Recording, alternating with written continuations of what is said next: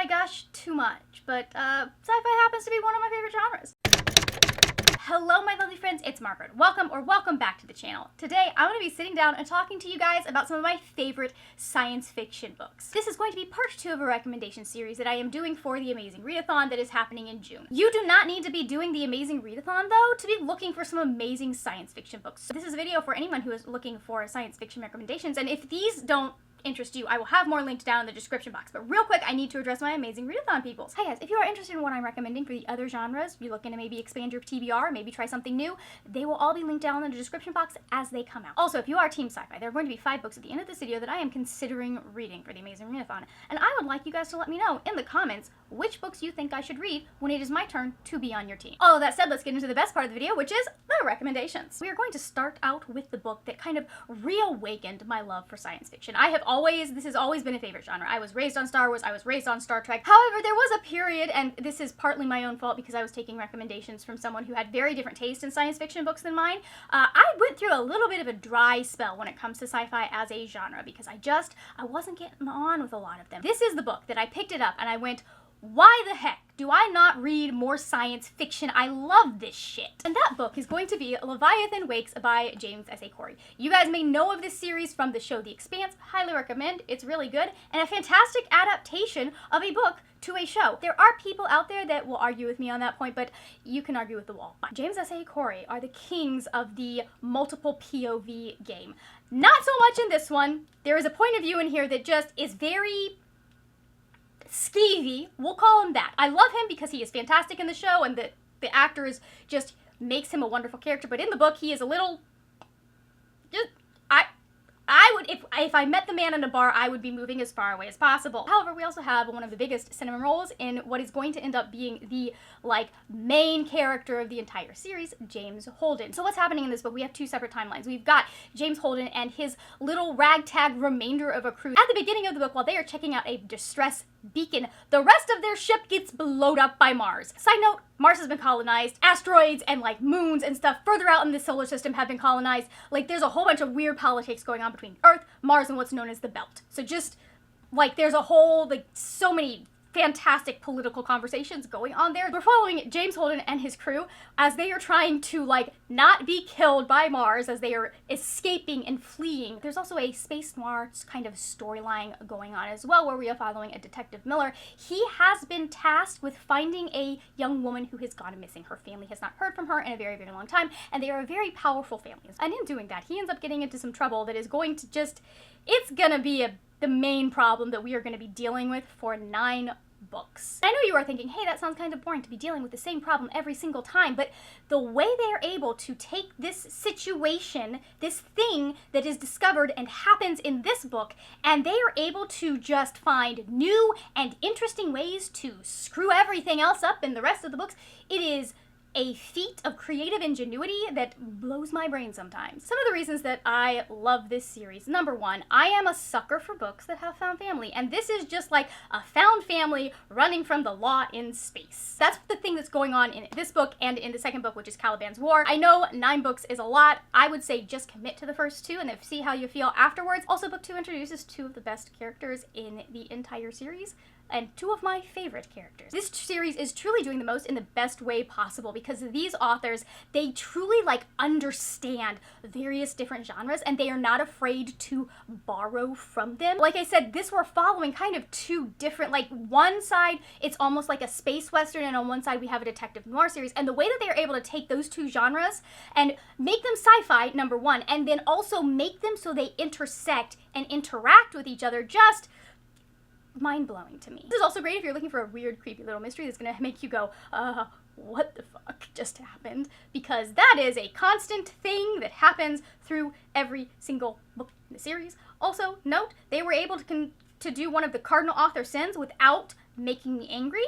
I can't tell you which sin it was, because that will spoil the ending of the series. But they were able to do that without, and I was like, yes, that is how it should have happened. Also, do not let the thickness of this book scare you. It is 500 pages. The audiobook is fantastic, and it is one of the most accessible, proper sci-fis I have ever read. The amount of care that was put into how this world is communicated to you and how we are shown this future, you really can see that they were thinking about how is the audience going to grasp this. You can see that they were really prioritizing the plot and the character, and the world building is in there when it needs to be, and it is put in so like subliminally, inobtrusively, that's the word, inobtrusively, that there are no points in this series where I sat back and I went,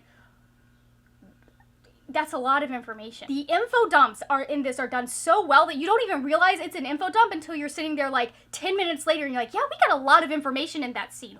Wow! It also has a really cute little B/C plot romance between James, our main character, and someone on his crew, and I just, like, it's adult Perkabeth, where we have chaos boy and really smart girl, and I love that dynamic. Like, he's a little chaos gremlin who just wants to do the right thing, and she's just like, I'm just gonna try and keep stuff from falling apart. There was not a single book in this series that I disliked. They all got 9 books of 5-star books. Just,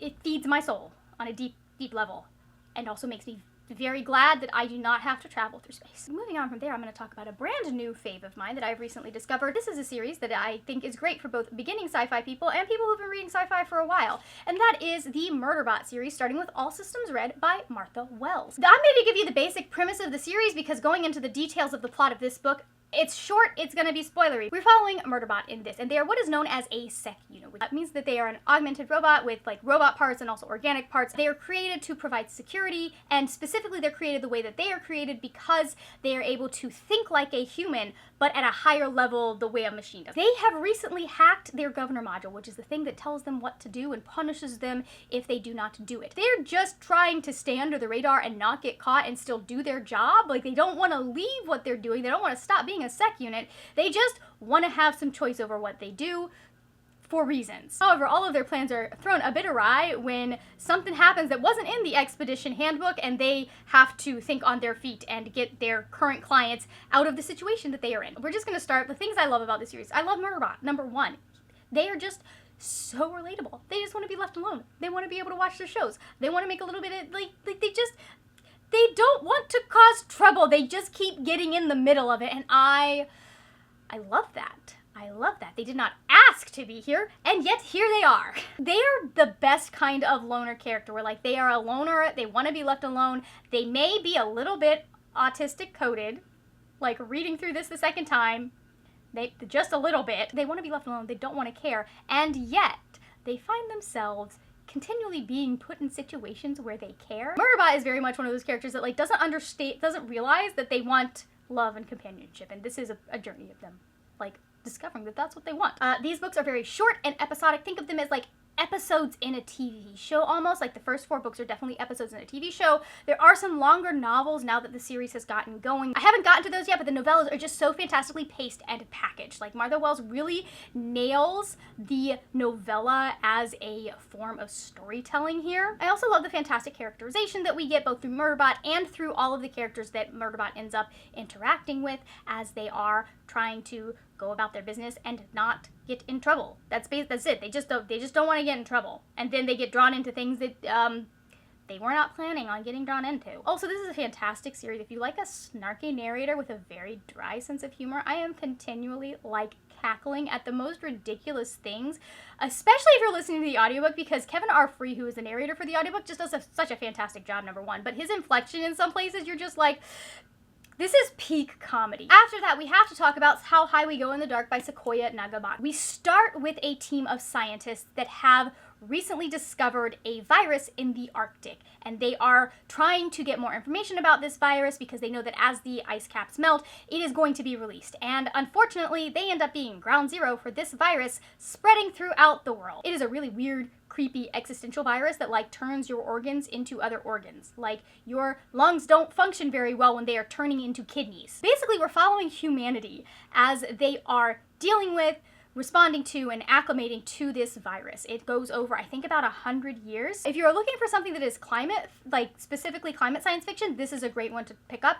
It is a very similar concept, I would say, to Sea of Tranquility. If you like that, you may like this. I personally think that this was done better than Sea of Tranquility, but that's just me. One of the things I love about it is the humanity in this book. It's almost like a bunch of interconnected short stories.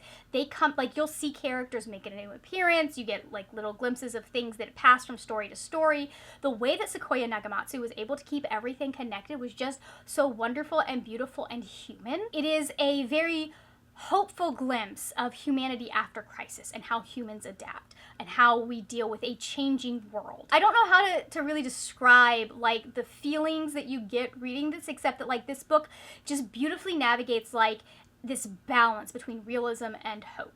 Like things get really bad, but also the perseverance of the human spirit continues on. This is a great one if you're looking for some science fiction that is very close to home and not too far out there when it comes to world building and all of that stuff. After that, we have what I know made a favorites of the year list, which I believe was for 2022, and that is the Kaiju Preservation Society by John Scalzi. This is the book that made me go, I need to read everything this man has ever written. In this book, we are following Jamie Gray, and we meet him at the beginning of the COVID-19 pandemic. He has just been fired from his delivery app job where he's been delivering meals. For his last delivery, he is delivering for a consistent client of his that he's like they kind of have a little bit of a relationship. And when the guy that he is delivering for finds out that he's been fired, he is no longer doing this, he's like, well, I kind of have a job for you. That job happens to be crossing the dimensional barrier into another world where kaiju are real and also very bad at taking care of themselves. If you've ever heard of how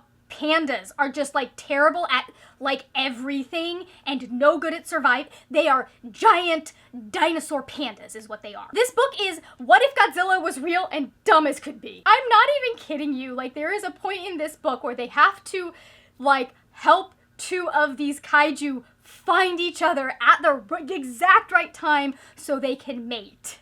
And this particular kaiju will not, like, the type of kaiju won't die out. Like,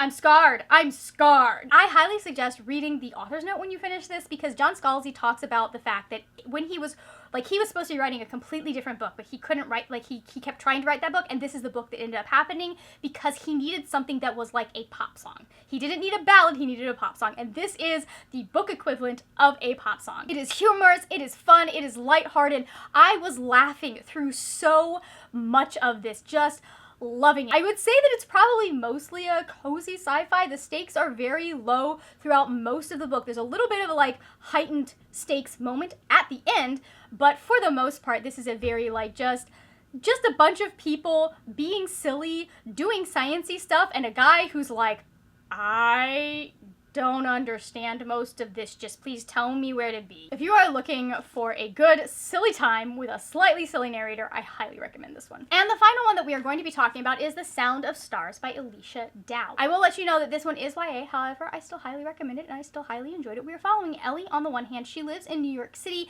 and she is there as the aliens come. Basically establish a dictatorship over the humans, and the humans are put to work and they are living in like very dystopian type living situations. She has a secret library, and she will, if people want to read a book, because books have been taken away from them, if people are looking to read, like, they kind of go to her, and she is able to get them books from her secret library. On the other hand, we have Morris. Morris is part of the front guard of this alien race. However, he is not doing this entirely, like, it's against his will. But basically what happens is he's obsessed with music, and he catches Ellie passing these books out at one point, and so he's like, okay, here's the deal. If you can get me all of the music that is here, like all the music that people have in hiding, so I can have it and like upload it into, basically, I think he's like part cyborg or something like that, so that he has access to it and is able to take those songs.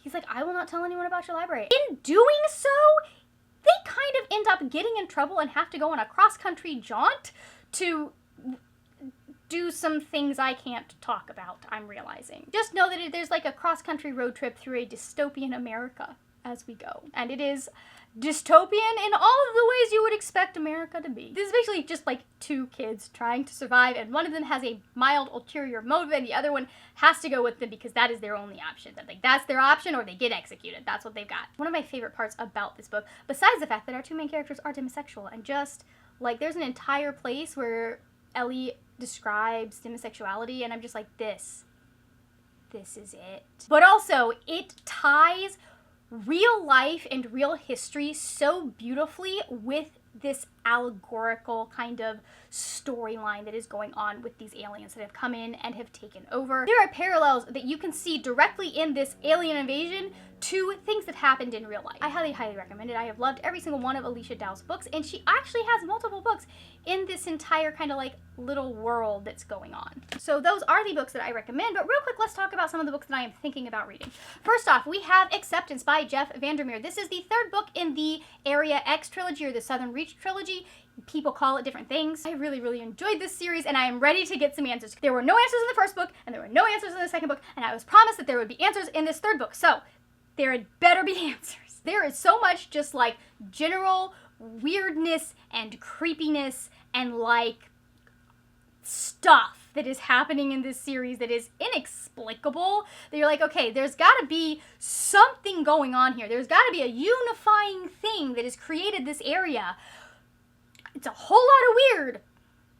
Just a whole lot of weird, but it's also fascinating and you cannot look away. I am very interested to see like what tone this book will take, because like the first book and the second book, they have different narrators and very different tones because of that. I have no idea what's going to be happening in this, and I am so here for it. I'm also thinking about reading A Network Effect by Martha Wells. This is where we finally get into like the full-length novels. I'm very excited. Both this one and the last one, they have like 10-ish hour audiobooks, so like that's something that I can knock out really, really quickly. So I know I'll be able to get these pretty quickly. I also am thinking I might finally read Oasis by Katya de Becerra.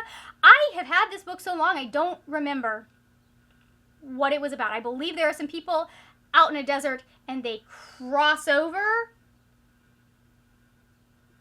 I'm not entirely sure. I also have a couple of rereads that I have been wanting to read again. One of them is going to be a quick read. The other one might not be the smartest choice I could make for the Amazing Readathon, but I also need to read it so I can finish the series, because there's a lot going on in this book, and it's been a while. The first one is Leviathan by Scott Westerfeld. This one is a steampunk, which means it's an alternate history with technology that is very different from our own, and I absolutely adore this series, and I've been wanting to reread it, and I was like, why not? If not now, when? And then the one that I may end up regretting is the 5th season by N.K. Jemisin. I want to finish the series. I want answers. I want to know what happens. We will see if I get to this. This might be one that I do later, but I was looking at my books and the ones that I wanted to read, and I was like, that I would be lying if I said I wasn't considering it. Before you go, I want to let you guys know that I am doing a giveaway for one of the main logo Amazing Readathon bookmarks. I ended up with 2 because of how I ordered my bookmarks. I do not need 2. I've got more bookmarks than I could ever use at this point, and I don't need 2 of the same one, so I want to get this in one of y'all's hands. First off, I want you to share the 2024 Amazing Readathon announcement. I will have it linked down in the description box. I will also have the TikTok version that we've got going down in the description box. You can share it on whatever your social media platform of choice is. Once you have done that, go ahead and come back to this recommendation video if you are Team Sci-Fi, or like whichever recommendation video I did for your team. Go in those comments and let me know, number 1, what is a book you are looking forward or excited to get to for the Amazing Readathon that you're hoping like you'll be able to read. I know it's like hard with all the prompts and like us not knowing what the heck is going on. And also let me know what social media platform you shared the video on and what your handle is on that channel. Here you'll have it. You have a big old stack of books to pick from if you are looking for anything to fill out that TBR or looking for other things that you are interested in. Again, if you are Team Sci-Fi, please let me know which of the possibilities you think I should prioritize. Which one would you like to see me read? If you are not Team Sci-Fi, feel free to leave a little emoji letting me know which team you are on so that I know who all is showing up to watch the video. Also, spooky books up here if you're looking for spooky books. Thank you so much for watching. If you enjoyed this video, please give it a thumbs up. If you like the vibes here, the subscribe button is right down there. That is it for now, my friends. Happy reading, and I will see you later when we will talk about more wordy, nerdy things. Bye!